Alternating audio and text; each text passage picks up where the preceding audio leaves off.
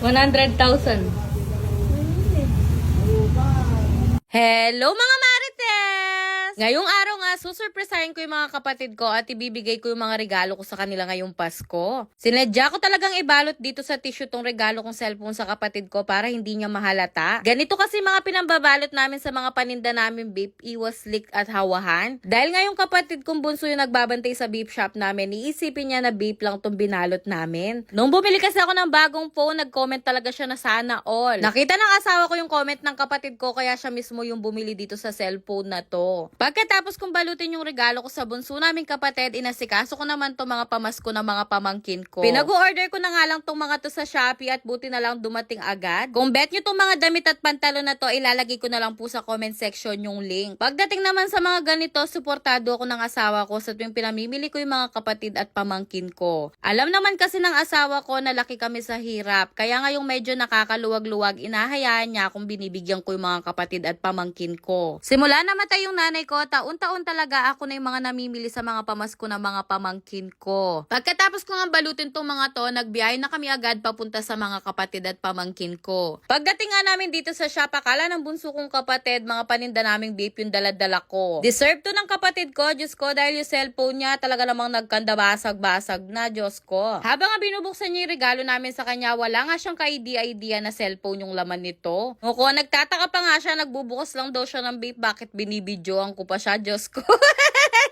Habang nga binubuksan niya yung regalo namin sa kanya, talaga naman makikita mo yung saya sa mukha ng kapatid ko. Alam ko, hindi iPhone yung nairegalo ko sa kapatid ko, pero sabi ko sa kanya, pag nakapagsahod na ako sa pagbablog ko, talagang ibibili ko siya ng iPhone. Napakasarap lang sa pakiramdam na kahit napakasimple lang ng cellphone na naibigay ko sa kanya, napakasaya na niya. Salamat po! Dumating na nga rin tong ate ko at kasama niya na nga rin yung mga anak niya. Binigay ko na nga rin yung mga pamasko ng mga pamangking ko at talaga namang napakasaya nila. Diyos ko, may katipid na naman yan, Chico. Chares!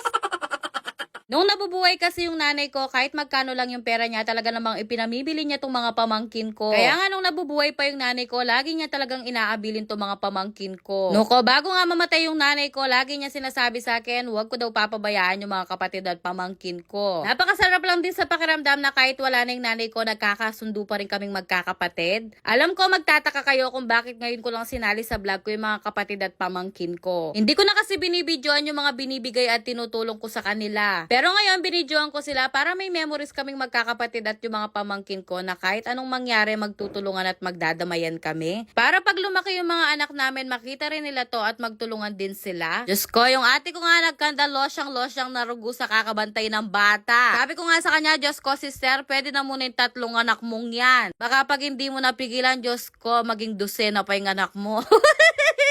In fairness naman sa ate ko, maganda yung lahi niya. Ay, Diyos ko, pero magpigil muna siya. Oko, pag hindi niya napigilan, baka pati yung perlas ng silangan, hindi niya na maugas. Chares! Kiss mo ba kanyan? Kiss mo pa. Sabi ko nga sa mga kapatid ko, kahit anong mangyari, sino man ang umangat sa atin, magtutulungan at magdadamayan tayo. Alam ko, kahit wala na yung nanay namin, masaya siyang pinagmamasdan niya kami sa heaven na nagtutulungan at nagmamahalang magkakapatid.